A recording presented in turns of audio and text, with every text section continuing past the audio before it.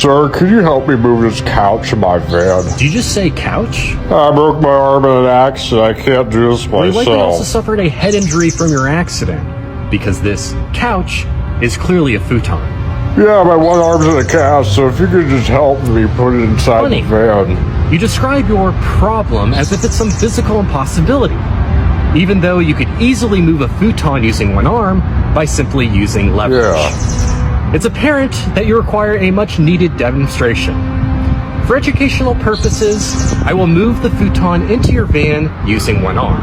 But note that immediately thereafter, I will move the futon outside of your van. That way you will know how to do the task yourself. I appreciate that. Now move aside. I need to get inside your van to do the demonstration properly. Oh yeah, get inside it right now.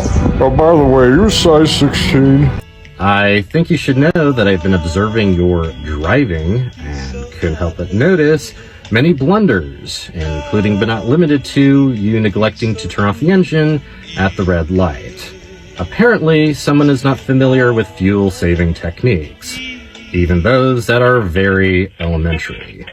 However, I would assume that a destitute plebeian such as yourself would want to actually save money on gas, especially since you've resorted to abductions. Breaking news. Another body has been found in the local reservoir, which investigators are linking to a serial murderer. FM radio. The latest victim, wow. 32-year-old male. Can someone please pinch me so I know I haven't been transported back in time to 2003? Why am I not surprised that you listen to this unironically? Now, I know that your sheeple brain is likely stimulated by this shock jocks liners.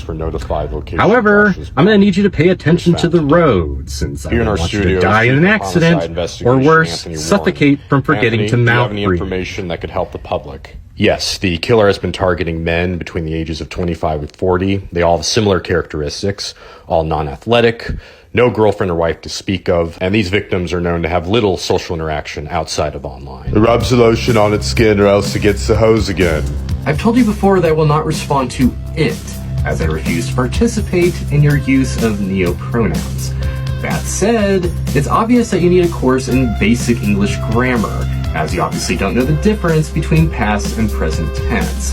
Has your simian brain forgotten that I've already applied your dollar store lotion onto my epidermis? Now it places a lotion in the basket.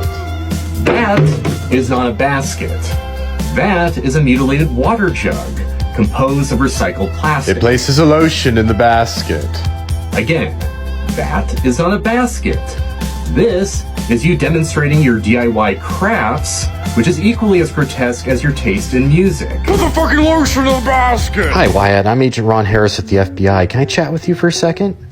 Thank you so much for identifying yourself. Never would I have guessed, with the letters FBI literally printed on your jacket.